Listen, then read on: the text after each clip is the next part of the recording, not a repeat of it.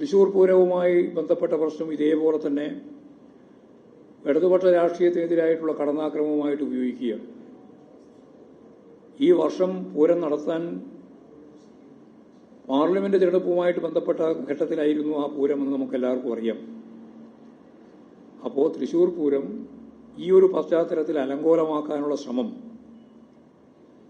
തൃശൂരിൽ RSSന്റെ അതിന്റെ ഭാഗമായിട്ട് നിൽക്കുന്നവരുമായിട്ട് ബന്ധപ്പെട്ട് ഒരു അന്തരീക്ഷം ഉണ്ടാക്കാൻ ശ്രമിച്ചിരുന്നു എന്ന് ഇപ്പോഴ് പകൽ വെളിച്ചം പോലെ വ്യക്തമായി വരികയാണ്.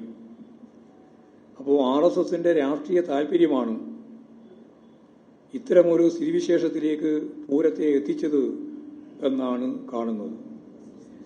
അന്വേഷണ റിപ്പോർട്ടിന്റെ പശ്ചാത്തലത്തിൽ കൂടുതൽ അന്വേഷണം വേണമെന്നാണ് കണ്ടത്.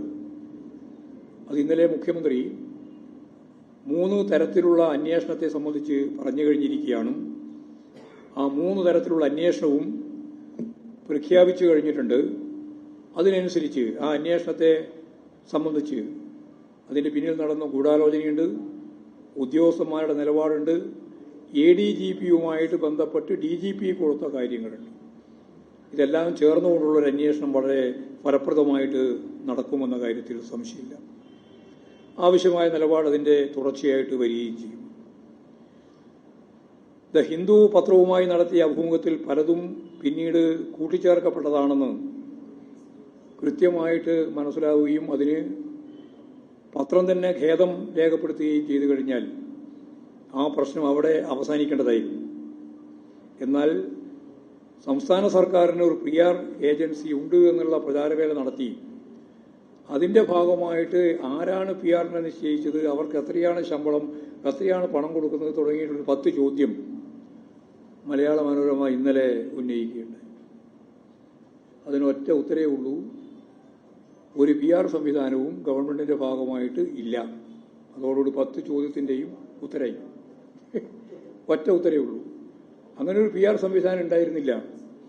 ഈ കാര്യം അസന്നിഗ്ധമായി സഖാവ് പിണറായി കേരളത്തിന്റെ മുഖ്യമന്ത്രി പറഞ്ഞതിന് ശേഷവും സംശയങ്ങൾ ഉണ്ടാക്കത്തക്ക രീതിയിലുള്ള ചോദ്യങ്ങളും ഉത്തരവുമായി മുമ്പോട്ടേക്ക് പോകുന്ന സ്ഥിതിയാണ് പിന്നീട് മാധ്യമങ്ങൾ കൈകാര്യം ചെയ്തിട്ടുള്ളത്. സഖാവ് പിണറായി കൃത്യമായിട്ട് പറഞ്ഞു,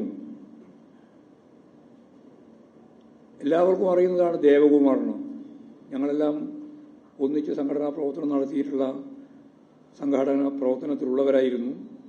മാത്രമല്ല, അസംബ്ലിയിൽ ഞാനുള്ളപ്പോൾ തന്നെ അദ്ദേഹം ഉണ്ടായിരുന്നു, MLA ആയിരുന്നു. അദ്ദേഹത്തിന്റെ മകൻ സുബ്രഹ്മണ്യം ഡൽഹി കേന്ദ്രീകരിച്ചുകൊണ്ട് വിവിധ തരത്തിലുള്ള പ്രവർത്തനങ്ങൾ നടത്തി വരുന്ന ഒരാളാണ്. അദ്ദേഹം ഇപ്പോൾ ഒരു ഉദ്യോഗസ്ഥനാണ്. നല്ല സൗഹൃദമുണ്ട്, മുഖ്യമന്ത്രിയായിട്ടുണ്ട്, ഞങ്ങളെല്ലാമായിട്ട് സൗഹൃദമുണ്ട്. അപ്പോഴാണ് ദ ഹിന്ദുവായിട്ട് ഒരു അഭിമുഖത്തെ സംബന്ധിച്ചിടത്തോളം പറഞ്ഞത്. ആ അഭിമുഖത്തിൽ പങ്കെടുക്കുന്നതിന് വേണ്ടി തയ്യാറാവുകയും അഭിമുഖം നടത്തുകയും എന്നാൽ തെറ്റായ രീതിയിൽ ചില കാര്യങ്ങൾ കൂട്ടിച്ചേർക്കപ്പെടുകയും ചെയ്തപ്പോൾ ഹിന്ദു പത്രം തന്നെ അത് ഖേദം പ്രകടിപ്പിക്കുന്ന നില സ്വീകരിക്കുകയും ചെയ്തതോടുകൂടി അവസാനിക്കേണ്ട കാര്യം കമ്മ്യൂണിസ്റ്റ് വിരുദ്ധത മൂത്ത മാധ്യമ ശൃംഖല അതിശക്തിയായിട്ട് അത് ജനങ്ങളിൽ ആശയക്കുഴപ്പം ഉണ്ടാക്കാൻ വേണ്ടിയിട്ട് പ്രചാരണം നടത്തി ചോദ്യം ചോദിച്ചുകൊണ്ടിരിക്കുന്നു. ഇപ്പോഴും ഉത്തരം കിട്ടിയാലും മുമ്പ് പിണറായിയെ സംബന്ധിച്ചുള്ള ഏറ്റവും പ്രധാനപ്പെട്ട വിമർശനം എന്താ? ചിരിക്കുന്നില്ല. എന്തൊരു മനുഷ്യനാണ്, ചിരിയില്ല. ഇപ്പോഴേ ഇന്നലത്തെ വിമർശനം എന്താ? എന്തൊരു ചിരിയായി ഇത് ചിരിയാണോ എന്നാണ്. എന്നിട്ട് പ്രതിപക്ഷ നേതാവിന്റെ വിമർശനവും പരിഹാസവും എന്ന് പറഞ്ഞാൽ എന്താണ് പിടിവള്ളിയായിട്ട് കിട്ടുക? ഒന്ന് കഴിയുമ്പോൾ മറ്റൊന്നും. അപ്പോൾ അത് തുറന്നു കാണിക്കപ്പെടുമ്പോൾ അപ്പോൾ വിചാരിക്കും ഇതോടെ അവസാനിച്ചിട്ടുണ്ടാവും. അത് കഴിഞ്ഞ് 4 ദിവസം കഴിയുമ്പോൾ വേറെ ഒന്നും. അത് കഴിഞ്ഞ് അത് പരിഹാസ്യമാവുകയും തുറന്നു കാണിക്കപ്പെടുകയും ചെയ്യുമ്പോൾ അടുത്ത വേറെ. ഇതൊരു പ്രക്രിയയായിട്ട് തുടർന്ന് പോവുകയാണ്.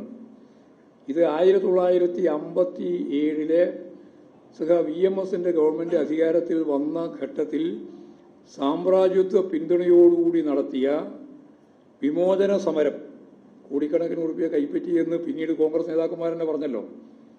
അമേരിക്കൻ CIA പണം കിട്ടിയിട്ടുണ്ട് എന്ന് വയലാർ രവി എഴുതിയ പുസ്തകത്തിൽ തന്നെ ചൂണ്ടിക്കാണിച്ചല്ലോ. അങ്ങനെയുള്ള ഒരു സാഹചര്യമാണ് 2ാം ഘട്ട LDF ഗവൺമെന്റ് വന്നതിന് ശേഷം ഇവിടെ ഈ പ്രതിപക്ഷ രാഷ്ട്രീയ പാർട്ടികളും ഒരു മഴവിൽ സഖ്യം എന്ന് പറഞ്ഞാൽ മനസ്സിലായില്ലേ? എല്ലാം കൂടി എല്ലാ വർണ്ണങ്ങളും അതിൽ ഉൾച്ചേർത്തിട്ടുണ്ട്.